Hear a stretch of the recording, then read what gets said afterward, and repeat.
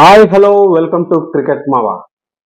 చివరి ఘట్టానికి వచ్చేసింది final match India versus New Zealand Ahmedabad.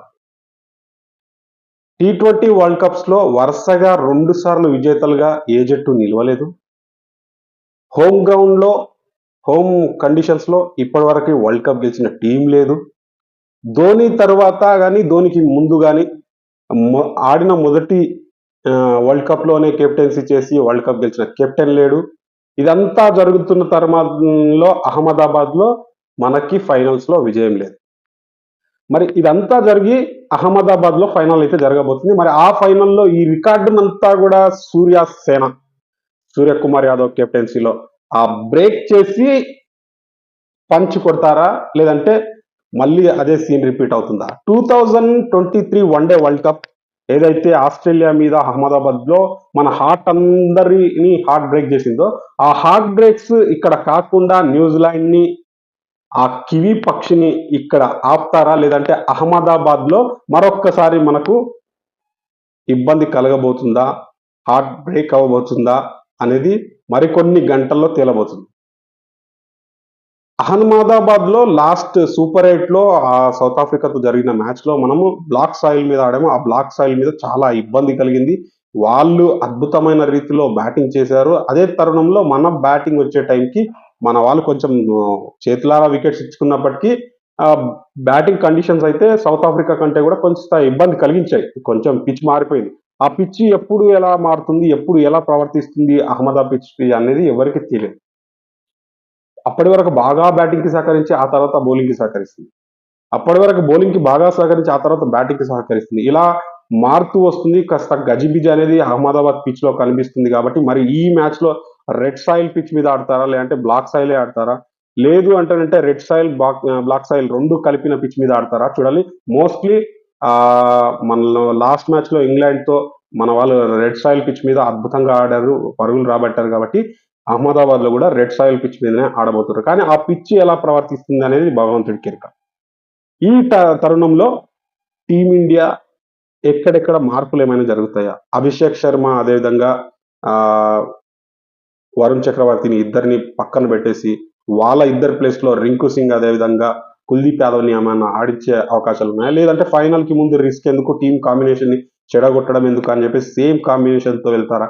మరి మన పులి అభిషేక్ శర్మ ఇప్పటి వరకు ఆడలేదు. ప్రతి మ్యాచ్ లో ఫెయిల్యూర్ కనిపిస్తూ వచ్చింది. ఒక జింబాబ్వే మ్యాచ్ లో ఒక 50 కొట్టినట్టున్నాడు, మిగతా అంతా కూడా ఫెయిల్యూర్ కనిపించింది.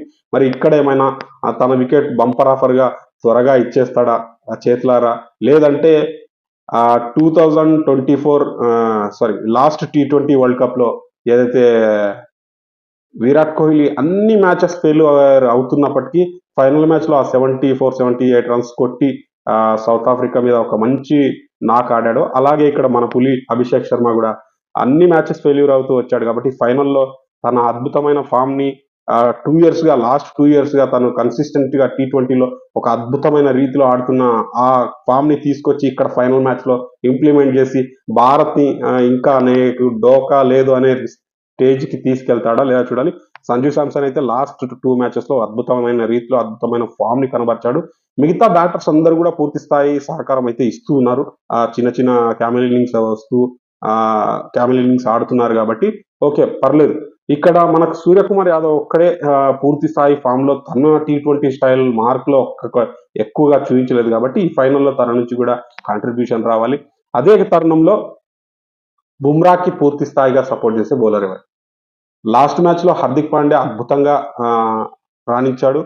నిజంగా చెప్పాలంటే కూడా బుమ్రా తర్వాత అంత కండిషన్స్ తో ఆ కండిషన్స్ ని అర్థం చేసుకొని కాస్త పరుగులు ఇచ్చినప్పటికీ వికెట్ అవసరమైనప్పుడు, అదేవిధంగా పరుగులు కట్టడి చేయాల్సినప్పుడు హార్దిక్ పాండ్యా మంచి బౌలింగ్ ఇచ్చాడని చెప్పొచ్చు. ఇక్కడ కూడా హార్దిక్ తో మళ్ళీ సేమ్ రిపీట్ అయ్యే అవకాశాలు ఎక్కువగా ఉంటాయి. కాబట్టి హర్షదీప్ సింగ్ ఆ వైడ్లు కాస్త యార్కర్స్ చేద్దామని, ఆఫ్ స్టంప్ అవతల యార్కర్స్ చేద్దామని చెప్పి ప్రయత్నం చేసి ఆ వైడ్స్ ఎక్స్ట్రాలు ఇవ్వకుండా బాల్స్ సరిగ్గా వేసి స్టార్టింగ్ లోనే పవర్ ప్లే లో వికెట్స్ తీయగల మంచి బౌలర్. కాబట్టి ఓల్డ్ ఆట తీరినంతా కూడా ఈ ఫైనల్ మ్యాచ్ లో ఇంప్లిమెంట్ చేసి ఆడాలి. అదేవిధంగా వరుణ్ చక్రవర్తిని బాగా కొడుతున్నారు. బాగా కొడుతున్నారు. వచ్చిన ప్రతి ఒక్కరూ బాగా కొడుతున్నారు. అటాకింగ్ మోడ్ లో వరుణ్ చక్రవర్తి పైన ఆడితే వరుణ్ చక్రవర్తి కన్ఫ్యూజన్ లో వికెట్స్ తీయడు, పరుగులు ఎక్కువగా ఇస్తాడనేది ఇక్కడ అర్థమైపోయింది ప్రతి టీం బ్యాటర్స్ కి. అతని బౌలింగ్ రాగానే కొట్టేస్తున్నారు. అతనికి ముందుగా ఫీల్డింగ్ రిస్ట్రిక్షన్స్ ఉన్న ఆ 6 ఓవర్స్ లో ఒక ఓవర్ లాస్ట్ ఓవర్ గానీ, ఆ మధ్యలో ఒక ఓవర్ గానీ ఇస్తున్నారు. అది ఇవ్వకుండా ఆ ఫీల్డింగ్ రిస్ట్రిక్షన్స్ అయిపోయిన తర్వాత బౌలింగ్ ఇస్తే బెటర్ గా ఉంటుంది అనేది నా యొక్క ఒపీనియన్. ఎందుకంటే ఆ ఫీల్డ్ రిస్ట్రిక్షన్స్ ఆ ఒక్క ఓవర్ లో మ్యాచ్ మొమెంటం అనేది మారిపోతుంది. అప్పటి వరకు కాస్త బుమ్రా గానీ, హర్షదీప్ గానీ, హార్దిక్ గానీ వీళ్ళు ముగ్గురు కాస్త పరుగులు ఇవ్వకుండా కట్టడి చేసినా గానీ, ఇక్కడ వరుణ్ చక్రవర్తి వచ్చి ఒకే ఓవర్ లో 20, 24 ఇలా రన్స్ ఇచ్చేసరికి మొమెంటం షిఫ్ట్ అయిపోతుంది. వాళ్ళ బ్యాటింగ్ సైడ్ కి మొమెంటం షిఫ్ట్ అయిపోవడం వల్ల వీళ్ళు ఈ ఇబ్బంది వరుణ్ చక్రవర్తితో వస్తుంది కాబట్టి తనని ఫీల్డింగ్ రిస్ట్రిక్షన్స్ ఉన్న ఆ ఓవర్ లో వేయకుండా ఆ 6 ఓవర్స్ ఏదైతే కోటా అయిపోతుందో ఆ కోటా తర్వాత తనతో ఓవర్ వేయించడం అనేది ఫైనల్ మ్యాచ్ లో కాస్త మనకు కొంచెం మ్యాచ్ మూమెంట్ ని చేంజ్ కాకుండా ఉంచే అవకాశాలు ఎక్కువగా ఉంటాయనేది నా యొక్క అభిప్రాయం. మరి చూడాలి ఎలా చేస్తారు.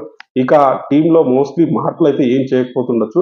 మరి వరుణ్ చక్రవర్తిని కంటిన్యూ చేయాలా లేదా అనేది మరి కోచ్ అండ్ స్టాఫ్, కెప్టెన్ వీళ్ళు డిసైడ్ చేసుకుంటారు. కానీ మోస్ట్లీ టీం కాంబినేషన్ దెబ్బ తినకుండా అదే కాంబినేషన్ తో వెళ్తారు. కాకపోతే బుమ్రా బ్రిలియన్స్ అనేది మామూలు కాదు అసలు. లాస్ట్ మ్యాచ్ లో అసలు ఆ last 17th over 19th over వేసిన బుమ్రా అనేది అసలు అల్టిమేట్. ఇక బుమ్రా ఎందుకు నెంబర్ 1 బౌలర్, ఎందుకు ఛాంపియన్ అంటే ఎలాంటి మూమెంట్ ఉన్నా, ఎలాంటి సిచ్యువేషన్ ఉన్నా, ఎలాంటి పరిస్థితుల్లో అయినా తన బౌలింగ్ తో ఒక కాన్ఫిడెన్స్ అనేది టీం కి మొత్తానికి ఇవ్వగలడు. అతని యార్కర్స్ ని ఎదుర్కోవడానికి ఎవరికి సాధ్యం కాదు. అలాంటి బుమ్రా మనకు ఉండగా విజయం అయితే ఎటు పోదనేది నా నమ్మకం. మన బ్యాటర్స్ అనుకున్న దానికంటే ఇంకాస్త ఎక్కువ బెటర్ గా పర్ఫార్మెన్స్ ఇస్తే బౌలర్స్ కొంచెం పరుగులు ఇచ్చినా ఆ పరుగుల్ని కాపాడడానికి చివరి ఓవర్లలో బుమ్రా లాంటి ఒక గ్రేటెస్ట్ బౌలర్ ఉన్నాడు కాబట్టి ఆ ఇబ్బంది అయితే కలగకపోవచ్చు. అహ్మదాబాద్ లో మనకి ఫైనల్స్ లో ఇప్పటి వరకు విజయాలు అయితే లేవు. ఆ విజయం ఇక్కడ రావాలి. సూర్యకుమార్ యాదవ్ మొదటిసారి కెప్టెన్సీ చేస్తున్న కెప్టెన్ గా ధోని తర్వాత ఆ T20 వరల్డ్ కప్ సాధించిన కెప్టెన్ గా చరిత్రలో నిలవాలి. అదేవిధంగా వరుసగా 2 సార్లు T20 వరల్డ్ కప్ గెలిచిన జట్టు ఇప్పటి వరకు లేదు. అది కూడా ఈ రికార్డ్ ఇక్కడ సాధించాలి. అదే విధంగా హోమ్ గ్రౌండ్స్ లో వరల్డ్ కప్ గెలిచిన T20 టీం లేదు కాబట్టి ఇక్కడ ఇండియాలో మనం జెండా పాతాలి. మరి ఆ జెండా అహ్మదాబాద్ లో పాతామా, 2023 హార్ట్ బ్రేక్ అనేది మళ్ళీ కంటిన్యూ చేస్తామా, లేదంటే సూర్య డిఫరెంట్, నా నెంబర్ డిఫరెంట్, నా స్టైల్ డిఫరెంట్, నా యాటిట్యూడ్ డిఫరెంట్ అని చెప్పేసి ఇక్కడ ఏదైనా మార్క్ చేస్తాడా చూడాలి. అదేవిధంగా ఈ T20 వరల్డ్ కప్ విజయం తర్వాత సూర్యకుమార్ యాదవ్ రిటైర్మెంట్ అవుతాడు అనే వార్తలు అయితే వినిపిస్తున్నాయి. మరి ఏజ్ పరంగా 35 years ఉన్నటువంటి సూర్య మంచి ఫామ్, మంచి ఆట కనబరుస్తున్న తరుణంలో తన రిటైర్మెంట్ అనేది ఇవ్వకుండా ఉంటేనే బాగుంటుంది. తనకి ఇంకా ఫ్యూచర్ ఉంది, ఇంకా 2-3 years ఆడే సత్తా ఉంది కాబట్టి అలాంటివి ఏం ఇక్కడ హార్ట్ బ్రేక్ కంటే కూడా ఇక్కడ విజయం సాధించిన తర్వాత ఈ చేదు వార్త కూడా సూర్య ఇవ్వకుండా ఉంటే బాగుంటది. అదేవిధంగా మన వాళ్ళు మరొక్కసారి విశ్వ విజేతలుగా నిలవడానికి ఆస్కారాన్ని చివరి మెట్టు మీద అందిపుచ్చుకోవాలి. అదేవిధంగా ఇక్కడ హార్ట్ బ్రేక్ చేయకుండా అహ్మదాబాద్ లో 2023 హార్ట్ బ్రేక్ ని కంటిన్యూ చేయకుండా మనందరికీ ఒక ఆనందకరమైన ఈ సండేని విశ్వ విజేతలుగా మనోళ్ళు మరొక్కసారి ముందుకెళ్తూ మనందరికీ ఆనందాన్ని